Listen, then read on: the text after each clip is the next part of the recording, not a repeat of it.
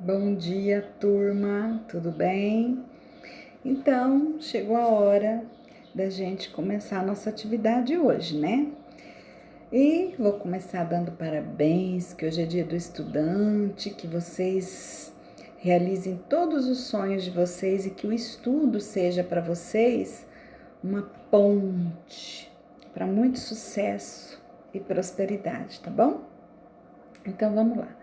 Na atividade de hoje, né? Tá aqui o cabeçalho, ó, atividade à distância, terça-feira, 11/8. Aí aqui eu coloquei então esse recadinho, ó, estamos no mês do folclore. Então, agosto, né? Mês do folclore.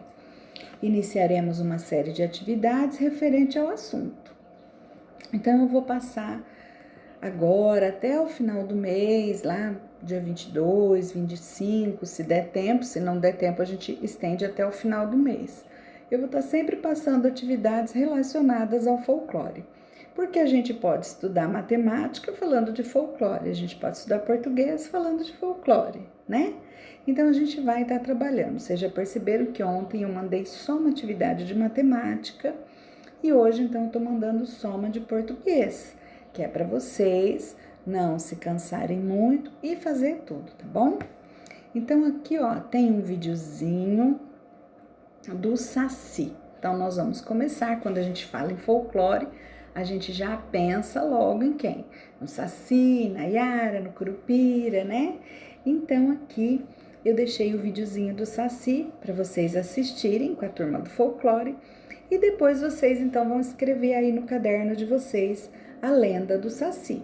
Então você assiste o vídeo e depois escreve, lembrando de colocar o parágrafo, a pontuação, fazer uma letra bonita, pode fazer o desenho, tá bom?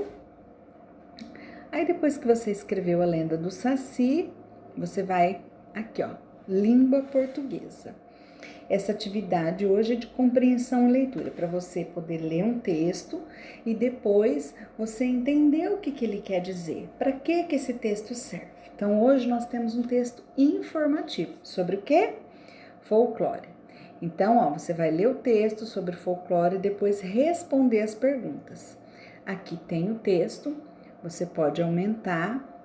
Então, aqui, ó, tá dizendo no primeiro parágrafo aí o que é o folclore, o que a gente pode entender como folclore. Depois, as características, né? O que a gente observa para saber se isso está relacionado ao folclore ou não. Então, existe uma organização das Nações Unidas, né? De todas as nações, não só do Brasil, de todas.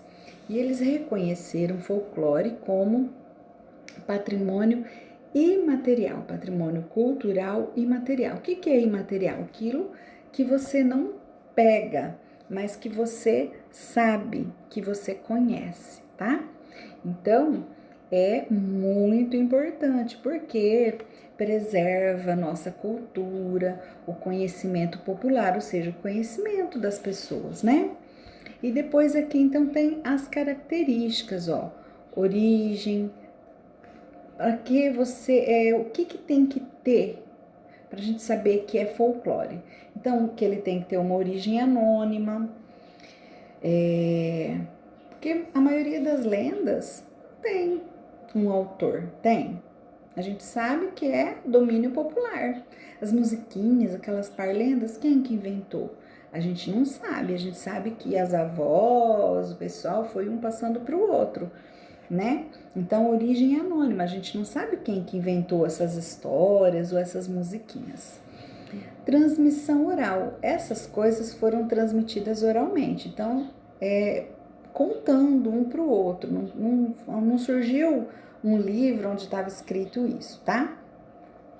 Popularização coletiva, ou seja, todo mundo conhece, tá explicadinho aí. E surgimento espontâneo, né? Que as coisas eles não quiseram, não foi de propósito que se fez essas musiquinhas, o que foi surgindo as lendas, os mitos, né? Então, e depois aqui nesse último pedacinho tá falando, né, que o Brasil, né, o folclore no Brasil, tá? Então, depois que você leu todo esse texto, você vai copiar as perguntas no seu caderno. São 4 perguntinhas, tá? O que é folclore? Então, você vai pôr lá, número 1, o que é folclore, vai pôr o R de resposta e vai responder. Número 2, como podemos caracterizar o folclore? Então, quais são as características que tem uma situação tem que ter para a gente ter certeza que ela faz parte do folclore, né? Acabei de falar agora há pouco. Que elementos compõem o folclore brasileiro? Então, lá no último parágrafo está falando sobre isso. E por que a preservação do folclore é importante? Então, assim, o folclore, ele é um patrimônio cultural e material e é muito importante para a nossa história, para a nossa cultura. Por quê? Dá uma olhadinha aí no texto e descobre, tá? Por hoje é só isso. E eu espero as atividades bem bonitinhas, tá bom? Meus queridos e amados estudantes. Até logo!